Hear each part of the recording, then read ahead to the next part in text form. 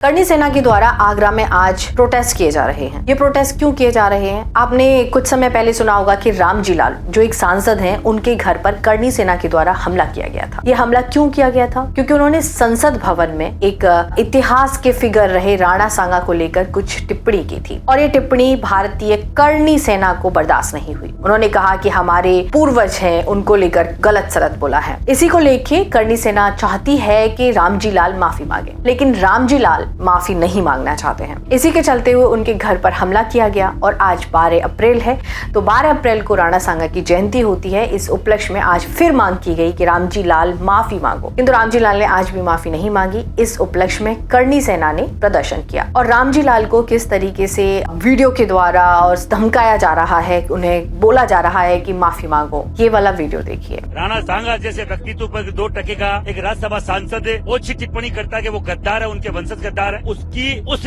ओछी टिप्पणी के जवाब में हम लोग लाखों की संख्या में आए। और करणी सेना का जो प्रदर्शन है वो आप देख सकते हैं कि किस तरीके से हो रहा है। ये प्रोटेस्ट कोई भी नहीं कह सकता कि एक शांतिपूर्ण प्रोटेस्ट है। भारत में ऐसे प्रोटेस्टों की संख्या अब लगातार बढ़ती जा रही है। पहले इस तरीके के प्रोटेस्ट देखने को कम मिलते थे कि आप सड़कों पर तलवार लहरा रहे हो, भगवा लहरा रहे हो, लाठी डंडे का प्रयोग कर रहे हो। आज इस प्रोटेस्ट में आपको धारदार हथियारों की एक अपार संख्या मिलेगी। एक कोई आम आदमी जो हो वो आराम से डर जाए कि मेरे बच्चे या मेरा घर इसमें सुरक्षित है या नहीं। लेकिन भारत में इस तरीके के प्रोटेस्ट लगातार बढ़ते जा रहे हैं और ये प्रोटेस्ट एक सांसद को लेकर हो रहे हैं, कोई आम व्यक्ति को लेकर नहीं हो रहे हैं। इस देश में एक सांसद की सुरक्षा कितनी है, या अगर वो संसद भवन में कुछ बोलते हैं तो उनका फ्रीडम ऑफ स्पीच कितना है, आप खुद देख सकते हैं। ये जो करणी सेना के द्वारा किया जा रहा है, ये दोबारा किया जा रहा है, क्योंकि एक बार करणी सेना उनके घर पर हमला कर चुकी है। और इस प्रोटेस्ट में आप तलवारों की संख्या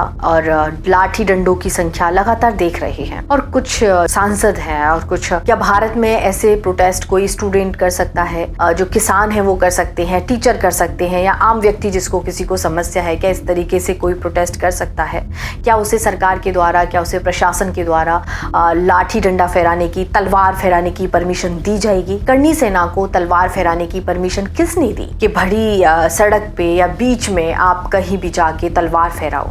इस तरीके से क्या भारत की एक लोकतांत्रिक व्यवस्था है जो एक देश में, क्या वो भंग नहीं होती है? इस देश में धारदार हथियारों को लहराना कब से संवैधानिक हो गया? क्या लोगों के मन में एक जो अजीब सी हलचल है इन हथियारों को देखकर, क्या वो जागृत नहीं होती है? जब एक स्टूडेंट प्रोटेस्ट करता है, उस स्टूडेंट के प्रोटेस्ट में किसी भी तरीके का हथियार का प्रयोग नहीं किया जाता है, उसके बाद भी उस स्टूडेंट पर वाटर कैनन का यूज किया जाता है। अगर वो स्टूडेंट नहीं हटते हैं तो लाठीचार्ज भी की जाती है। लेकिन आज इस प्रोटेस्ट के दौरान मैंने एक खबर सुनी कि जब पुलिस सुरक्षा बल इस प्रोटेस्ट में पहुंचा, बहुत ज्यादा हथियारों की संख्या है, तो आम जनता को एक सेफ्टी फील हो कि हाँ, पुलिस प्रशासन भी यहाँ पर है। जब पुलिस प्रशासन यहाँ पहुंचा तो करणी सेना के जो लोग थे वो भड़क उठे। जब हमें किसी सुरक्षा की जरूरत नहीं, तो जो सुरक्षा बल वहां पहुंचा था, आप कहिए कि आम जनता के लिए सुरक्षा के लिए पहुंचा था या फिर इन लोगों की सुरक्षा के लिए पहुंचा था।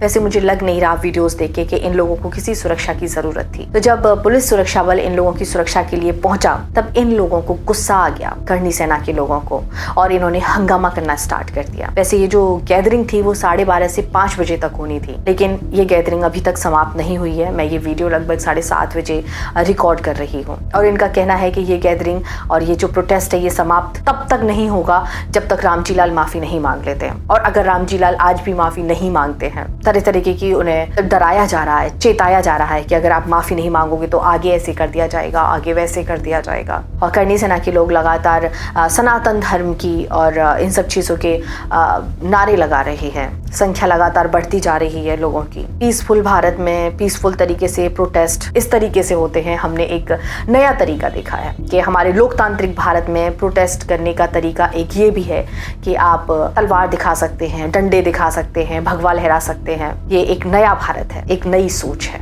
आप इस नए भारत में और नई सोच में कैसा महसूस कर रहे हैं तलवार, लाठी डंडे और भगवा के बीच में? हमें कमेंट करके जरूर बताएं, क्योंकि हम जानना चाहते हैं कि आपकी विचारधारा इस पर कैसी है। बदलते हुए भारत के साथ आपकी विचारधारा कैसे बदल रही है? आप इसको कैसे देख रहे हो?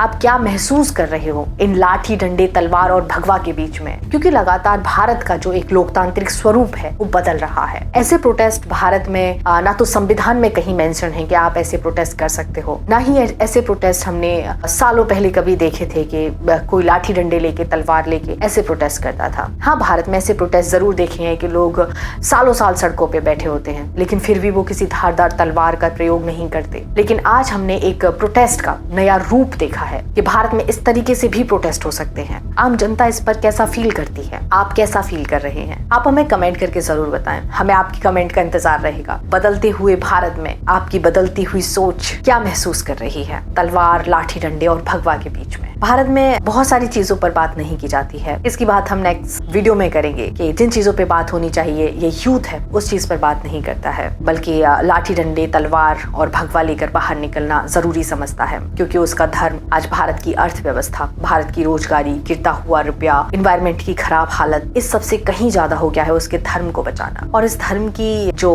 हालत है और जो इस धर्म को प्रमोट कर रहा है, कौन कर रहा है, कौन चाहता है ऐसा भारत? वो प्रशासन जब बच्चे शांति से प्रोटेस्ट करते हैं तो उन पर लाठी डंडे बरसा दिए जाते हैं। इन पर ऐसा कौन सा जो खुद लाठी डंडे लेकर आए हैं उनके साथ प्रशासन को क्या करना चाहिए, किस तरीके से प्रशासन को इनके साथ व्यवहार करना चाहिए, या फिर प्रशासन खुद चाहता है कि ऐसे प्रोटेस्ट भारत में हो? आप हमें कमेंट करके जरूर बताइए। बदलते भारत के साथ क्या आपकी सोच भी बदल रही है? क्या आप भी चाहते हैं कि भारत में जो प्रोटेस्ट हो रहे हैं, जो विरोध प्रदर्शन हो रहे हैं, उनका स्वरूप बदल जाए? शांतिपूर्ण प्रोटेस्ट से तो ये प्रोटेस्ट अच्छे हैं। क्या आपको भी ऐसा ही लगता है? कमेंट करके हमें जरूर बताएं। मैं मनीषा अब लेती हूँ आपसे विदा। धन्यवाद।